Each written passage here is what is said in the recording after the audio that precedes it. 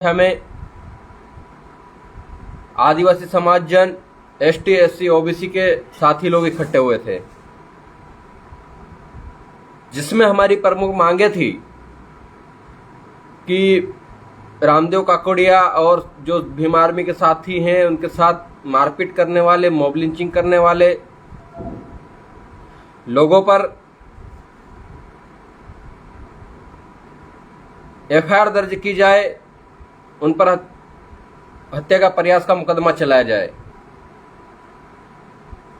उस घटना को 7 तारीख को जो घटना हुई थी, 7 मई, आज 3 जून है।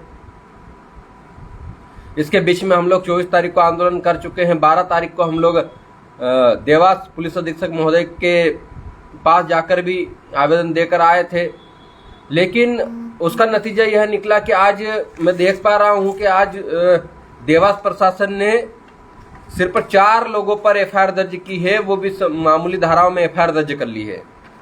मैं आपको एफआईआर की कॉपी बताना चाहूंगा। इस एफआईआर की कॉपी में उन्होंने सिर्फ 4 लोगों पर एफआईआर दर्ज की है। वो 4 लोग हैं, एक तो रवि वर्मा, दूसरा राम सिंह यादव, मनीष वर्मा और अंकित तिवारी और अन्य करके बाकी लोगों को छोड़ दिया है। और धाराएं कौन कौन सी लगी ये भी बता देता हूं। इसमें धारा 323, 294, 34 और एसटी एससी एक्ट की जो धाराएं हैं, अनुसूचित जाति अनुसूचित जनजातीय नरसंता निवारण अधिनियम 1990 संशोधन 2015 3(1)(ध) और 3(2)(वीए ये लगाई गई है। मैं प्रशासन से पूछना चाहता हूं कि जब हम लोग नोटराइज कॉपी, ये कॉपी पुलिस अधीक्षक महोदय को, और 24 तारीख को जब आंदोलन हुआ उस आंदोलन में भी यह कॉपी हम लोग देकर आए। इसमें स्पष्ट रूप से टीआई सुनील शर्मा सहित गोपाल यादव, राम सिंह यादव, विनोद विश्वनोई खिलेरी, अर्पित तिवारी, रवि वर्मा, कचरू पटेल, भाजपा मंडल अध्यक्ष खातेगांव, राम सिंह यादव, सचिन शर्मा, धर्मेंद्र शर्मा पदाधिकारी खातेगांव, अखिलेश खोजा किसान मोर्चा जिला पदाधिकारी खातेगांव, रवि शर्मा, रवि वाटिका, योगेश बाबी तिवारी, मनोज बैरागी, धीरज जोशी, सत्यनारायण तिरापा, ये जब हम नामों की जब लिस्ट देकर आए और कहा कि इन लोगों ने भाई रामदेव काकोड़िया और साथियों पर मारपीट की, जानलेवा हमला किया, लात घुसों से सर पे मारा, पेट पे मारा, किसी की हत्या हो ही जाती अगर कहीं से शायद डीएसपी या किसी का जाने का पता चला थाना प्रभारी महोदय को, तो उन्होंने मारना बंद कर दिया, वरना उस दिन उसकी हत्या करके उनको कहीं न कहीं फेंक दिया जाता। तो हत्या के प्रयास करने वालों पर मामूली धाराओं में आपने एफआईआर दर्ज कर ली और हमको कहते हैं कि आदिवासी चुप हो जाएंगे। यह नहीं होगा। आदिवासी भी जागरूक हो चुका है। हम समझते हैं आपकी चालाकी को, आप क्या चालाकी चल रहे हैं, आपकी चालाकी को हम बखूबी जानते हैं। आपको एफआईआर करनी चाहिए थी इन तमाम लोगों पर, इन 17 लोगों पर। साथ ही साथ उस एमएलसी करने वाले खातेगांव के डॉक्टर को भी आपने बचा लिया है। एमएलसी करने वाले खातेगांव के डॉक्टर को भी निलंबित किया जाना चाहिए था, टीआई को भी निलंबित किया जाना चाहिए था। टीआई को आपने छुट्टी पर भेज दिया है, जबकि वो मुख्य आरोपी है। ऐसी स्थिति में आप देखिए, मैं तमाम समाज के साथियों से कहना चाहता हूं कि आप ये सोचिए कि भाई रामदेव काकोड़िया जैसा साथी जो संवैधानिक हक अधिकार की लड़ाई लड़ता है, 7 तारीख को थाना परिसर में थाना प्रभारी के केबिन में मारपीट होती है, 12 तारीख को हम लोग पुलिस अधीक्षक महोदय के पास जाते हैं, 24 तारीख को खातेगांव में बड़ा आंदोलन होता है। इसके बावजूद इन 4 लोगों पर एफआईआर करने में 28 दिन का समय लगा। कितने? 28 दिन का समय। तो मध्य प्रदेश में आदिवासियों पर अत्याचार जब होता है तो एफआईआर तक नहीं लिखी जाती है, उसके लिए भी आंदोलन करना पड़ता है। जबकि एफआईआर करना प्रशासन का प्राथमिक काम है। फर्स्ट इंफॉर्मेशन रिपोर्ट का मतलब ही यही होता है कि आपके पास जब सूचना मिली तब आप उसकी एफआईआर दर्ज कीजिए, उसके बाद विवेचना कीजिए। और एसटीएससी एक्ट में भी यह उल्लेख है।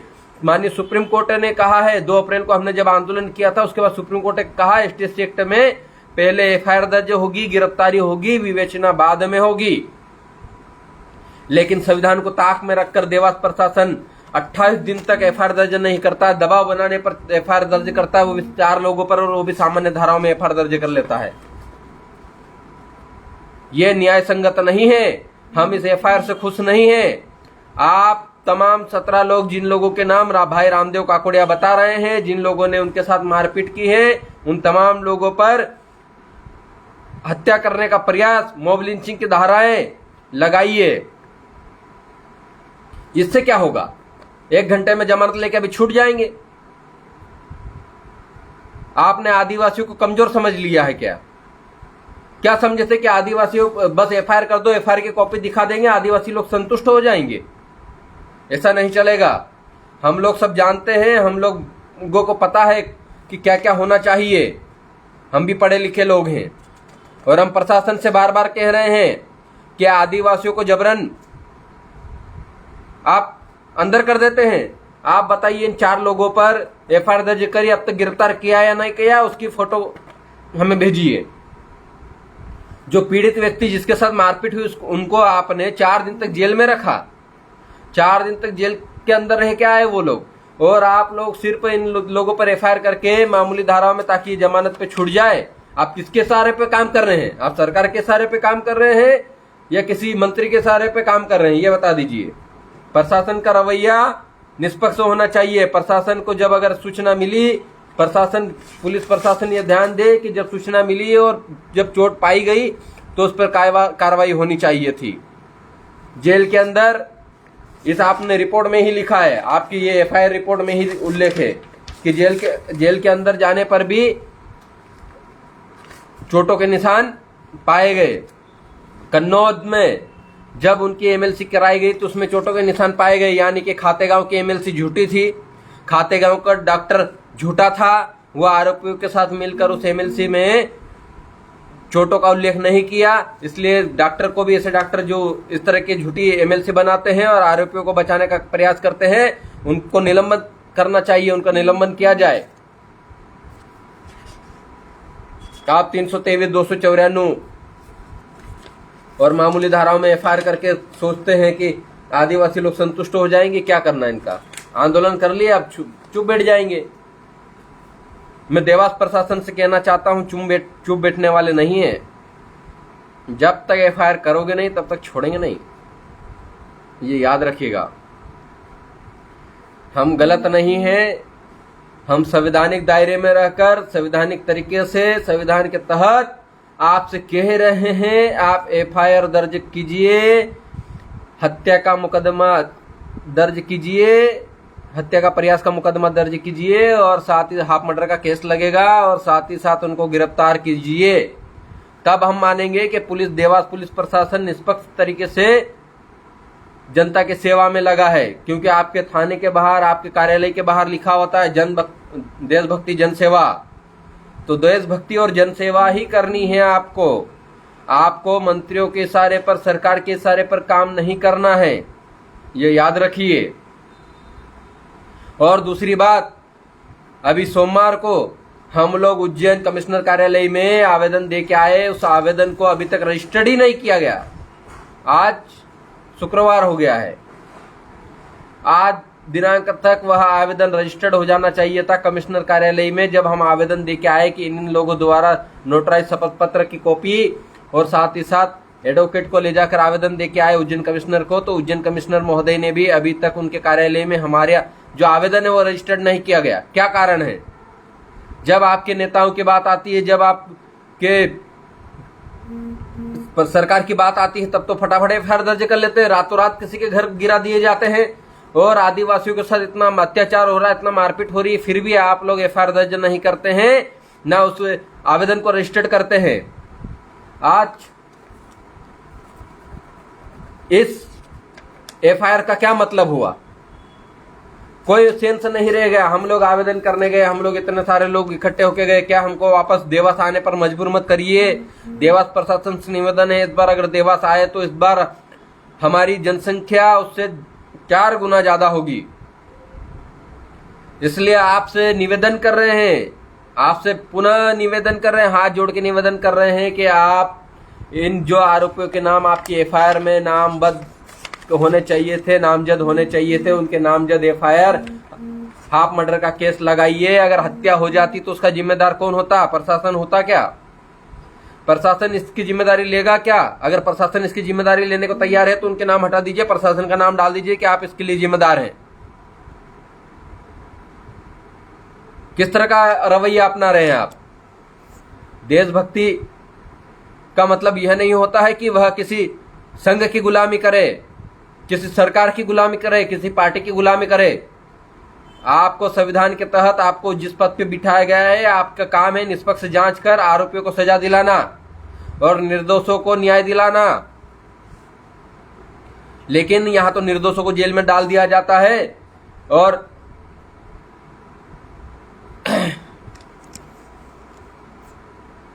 आरोपियों को बचाने का प्रयास किया जा रहा है। याद रहे, देवास जिला कन्नौज, मैंने अभी देखा, कल से देख रहा हूं कि कन्नौज में कन्ना गौड़, जिस शहर कन्नौज को जिन्होंने बसाया, उनके स्मारक को क्षति पहुंचाई गई और वहां पर उनकी पट्टिका भी हटा दी गई। देवास जिला जो है आपका चापड़ा, कन्नौज, खातेगांव, सतवास, यह गोंडवाना लैंड है, याद रखिएगा। और गोंडवाना लैंड आदिवासियों का स्थल है, इसलिए उस स्थल पर हमारे पुरखों को, हमारे क्रांतिकारियों को अपमानित करना बंद कर दीजिए। देवास एसपी महोदय यह ध्यान दीजिए, देवास में आदिवासियों पर अत्याचार तो हो ही रहा है, साथ ही साथ आदिवासी पुरखों के स्मारकों को भी नुकसान पहुंचाया जा रहा है, जिसके लिए आप व्यवस्था कीजिए। आपको 24 तारीख को भी हम बड़े बड़े शब्दों में, बड़े उल्लेखों में आपको जो आवेदन दिया है, उस आवेदन में बताया गया कि आदिवासी इस देश का भूमालिक है। आप आदिवासियों पर अत्याचार होने पर चुप नहीं रह सकते,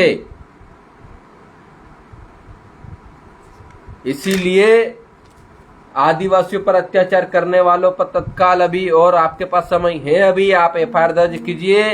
हमने अल्टीमेटम दिया था कि एफआईआर दर्ज नहीं करेंगे तो हम देवास आने की तारीख की घोषणा कर देंगे, इसलिए देवास प्रशासन ने 4 लोगों पर एफआईआर करके खानापूर्ति कर दिए। ये खानापूर्ति से काम नहीं चलेगा और हम बार बार कह रहे हैं, हम जब तक न्याय नहीं मिलेगा तब तक छोड़ेंगे नहीं। आदिवासियों को आप ये मत समझिए एक बार आंदोलन करके वो छोड़ देंगे, हम वापस आएंगे, दोबारा आएंगे। क्या करेंगे आप? फांसी पे लटकाएंगे, गोली मारेंगे। हम संवैधानिक तरीके से संविधान की किताब हाथ में लेकर, संविधान के कागज हाथ में लेकर उस रोड पे बैठे रहेंगे और तब तक बैठेंगे जब तक आप न्याय नहीं दे देते। इसके जिम्मेदार आप प्रशासन होंगे। आपसे पुनः रिक्वेस्ट है, निवेदन है, आप इन लोगों पर, जिन लोगों के नाम नोटराइज शपथ पत्र में हम लोग देकर आए थे, जिन लोगों के नाम आपने एफआईआर की कॉपी में यहाँ पर मेंशन किए हैं, ये एफआईआर की कॉपी में यहाँ पर आप लोगों ने मेंशन किए हैं, इन लोगों पर एफआईआर दर्ज कीजिए। आप सीधे सीधे भाजपा के लोगों को, आरएसएस के लोगों को बचाने का प्रयास कर रहे हैं। क्या आप लोग भाजपा के इशारों पर काम कर रहे हैं? आप सरकार के इशारों पर काम कर रहे हैं?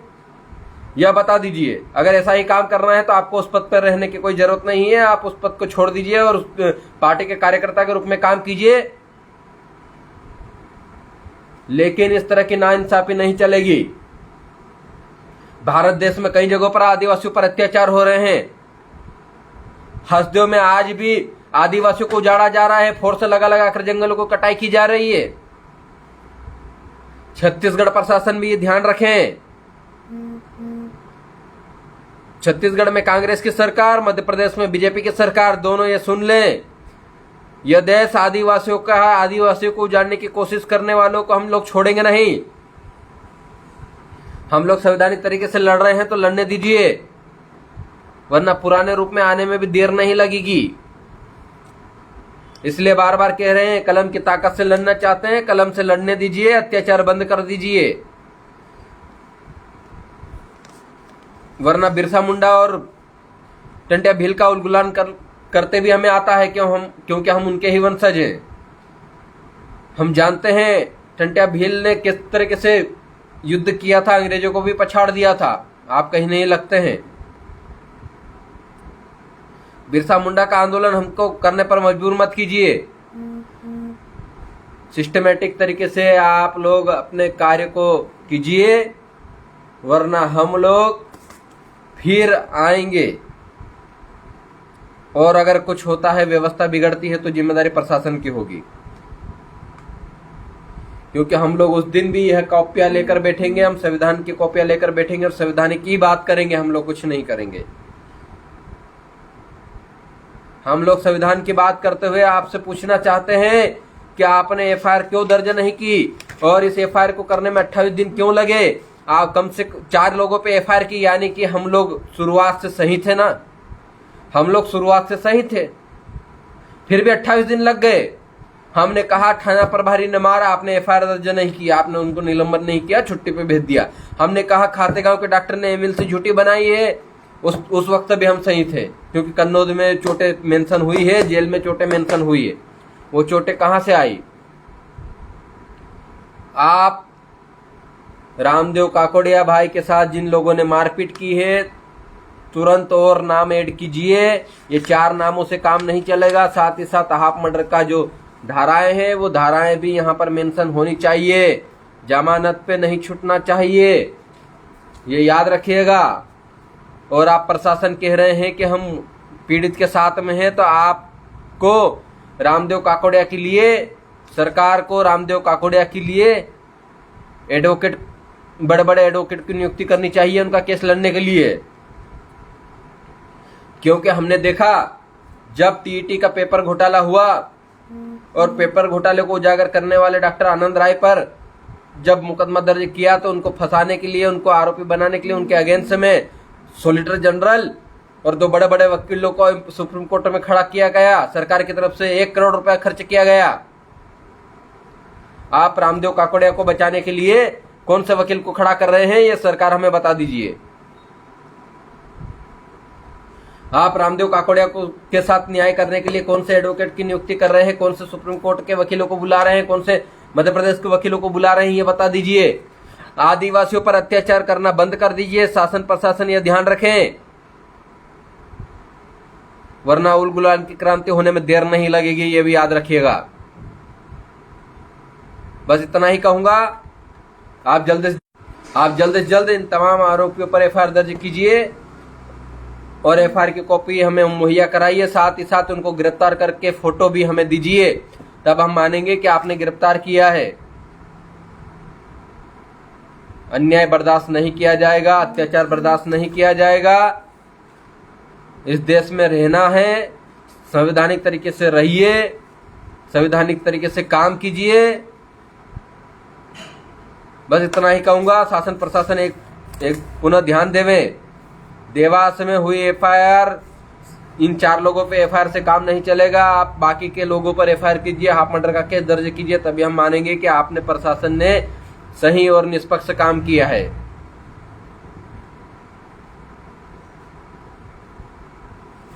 जोहार, जय आदिवासी, जिंदाबाद। और साथियों, इन पर पेनी नजर बनाए रखिए। जब तक एफआईआर नहीं होगी तब तक छोड़ेंगे नहीं, ठीक है। जय जोहार, जिंदाबाद, जय आदिवासी, जय जय।